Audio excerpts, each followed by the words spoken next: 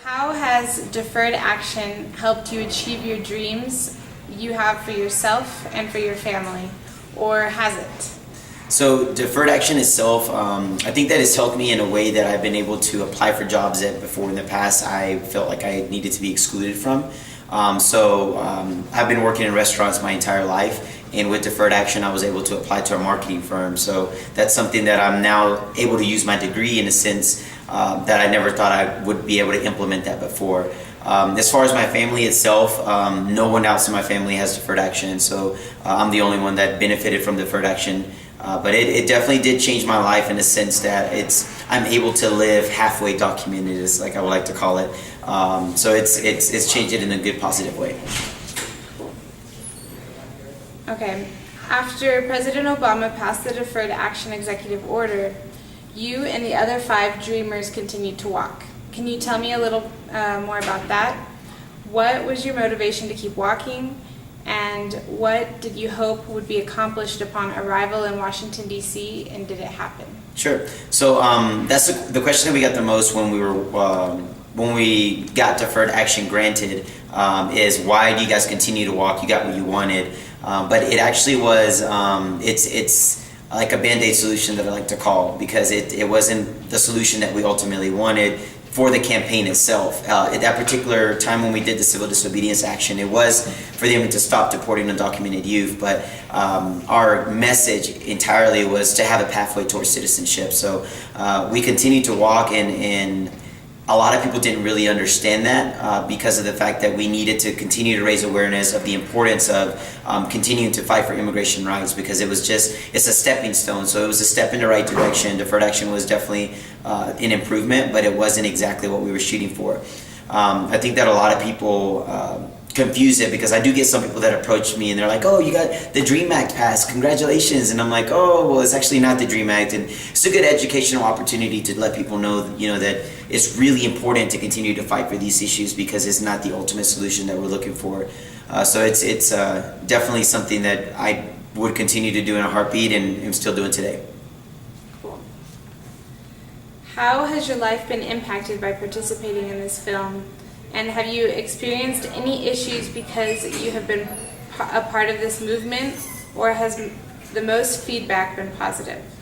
For the most part, I think that, I didn't really think that we were going to have a documentary team follow us throughout the walk. Whenever we started the walk across the country for immigration, we actually didn't plan on having it documented. They just contacted us. So it just happened to be like an extra incentive to now promote it even more, to get the word out there. So the film itself hasn't impacted me too much, in the sense that it's not out to the public yet. It's still only featured in festivals, and also in private showings, like at universities or high schools and stuff like that. So I haven't had too much of an impact with it, but from what I hear is eventually it's going to be on iTunes and on Netflix. So it should be pretty interesting to cut on Netflix and see myself on there. I think that'd be pretty crazy, but it's a great opportunity to know that the community is going to be now educated in a little more of a stepping stone, because there are a lot of films out there that really do describe it, but this one highlights more of the 2012 election. When we arrived to DC, I think that we kind of expected it to have more of an impact legislatively, but we actually, the Senate and Congress were not in session, so we did meet with a couple legislators to kind of talk about what we did and the reason why we were stopping in every state. But more importantly, we got to stop and meet with legislators that we actually met along the way. Some of them actually met us right when we finished walking, they came out and spoke to us while we were there. We also had people that were running for the mayor of City of Los Angeles, Emmanuel Pleites. He flew out there to basically be one of our keynote speakers. So we did get a lot of attention as far as what was going on politically in that particular year, and we were able to highlight the emphasis on continuing to fight for immigration. Good. Do you think the Dreamers how do you think the Dreamers feel about the upcoming election in 2016? And are you worried about what will happen under a new president? I think that the Dreamers, and also just undocumented people in general, they're a little worried and a little I guess it's kind of in a sense like it's up in the air right now. The elections are too far ahead for us to kind of really grasp what will happen.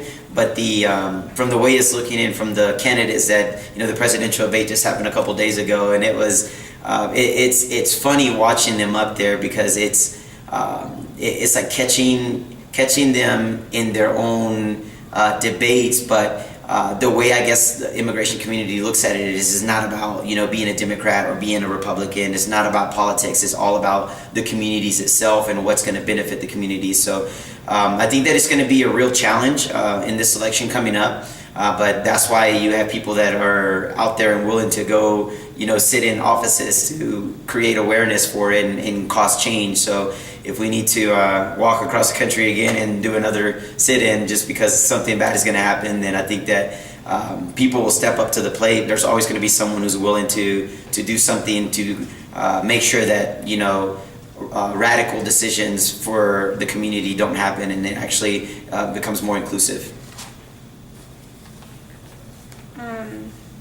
What is it like to be an activist? And do you have any advice for students who may be in a situation similar to yours? How can they fight for rights and avoid deportation? So to be an activist, I guess it's kind of it's more like a lifestyle. People don't. I mean, some people consider it like their job, but to me, I just have a passion for it.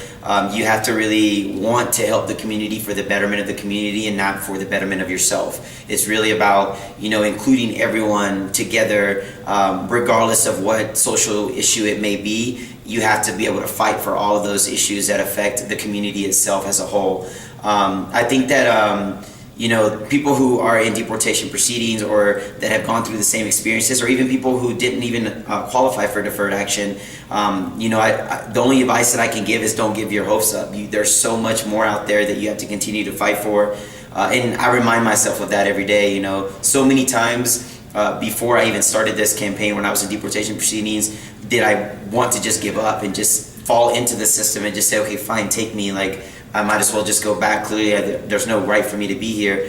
But you have to remind yourself that, you are a human being. You do have just as much of a right as everyone else because, this is a country of immigrants. It's basically started with people invading America. So it's something that you have to accept and be able to be comfortable with so that you're able to move on past any issues that you have and make it better for yourself and make it better for your community in general.